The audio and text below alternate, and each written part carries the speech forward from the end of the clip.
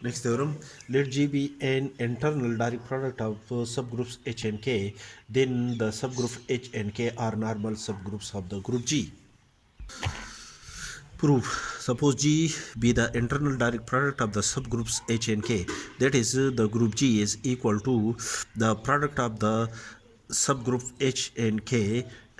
Also, the group G is equal to the product of the subgroup K and H, that is, the elements H and K of the subgroup H and K are commutable, that is, for each H belong to the subgroup H and each K belong to the subgroup K.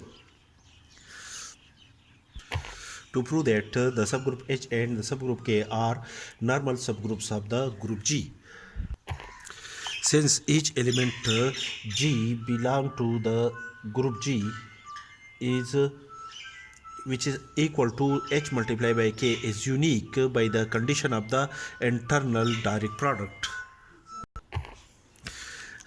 Let A be an element of the group G, and for each G belong to the group G, GAG inverse is equal to the element G is equal to the product of the element H and K, where H is an element of the subgroup H and K is an element of the subgroup K of a group G. HK whole inverse, which is equal to HKA K inverse H inverse, and as the group G is the internal product of the subgroups H and K. Therefore, the commutative property hold in the elements of the group G. Therefore, A K inverse is also equal to K inverse A H inverse, and K inverse are the inverse of each other. Therefore, when we operate these two elements under the binary operation defined in a group G, the result is equal to an identity element E of the group G, which is equal to HEA H inverse, and which is also equal to HA H inverse. And again, according to the commutative property, whether commutative property hold in the group G, which is equal to H inverse A, and these are the inverse of each other. Therefore, H inverse is equal to an identity element E of the group G multiply by A, and the result is equal to an element A, which is an element of the subgroup H of a group G. This element A is equal to GAG inverse, that is the subgroup H. The subgroup H of a group G contains the conjugate element GAG inverse, contain the conjugate element of each of the element A belong to the group of the subgroup H of a group G. Therefore, according to the previous theorem, the subgroup H of a group G is a normal subgroup of the group G.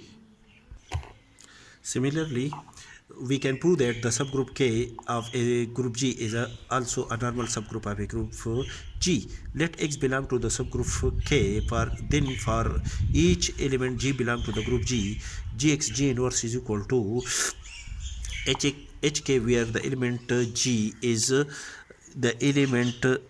G is equal to the product of the elements H and K of the subgroup H and subgroup K of group G.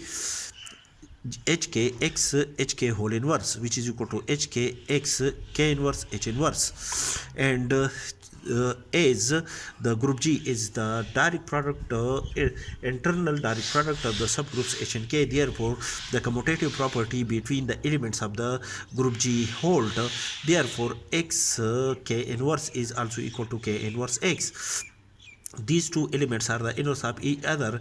Therefore, K inverse is equal to an identity element E of the group G, which is equal to HEX H inverse. The result is equal to HX H inverse. And again, according to the commutative property, there is h inverse is equal to h inverse x, and these are the inverse of each other.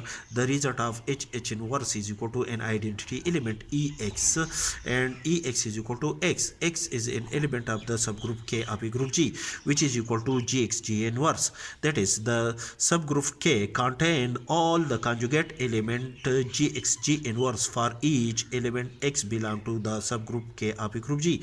Therefore, the subgroup K of a group G is a normal subgroup of the group G.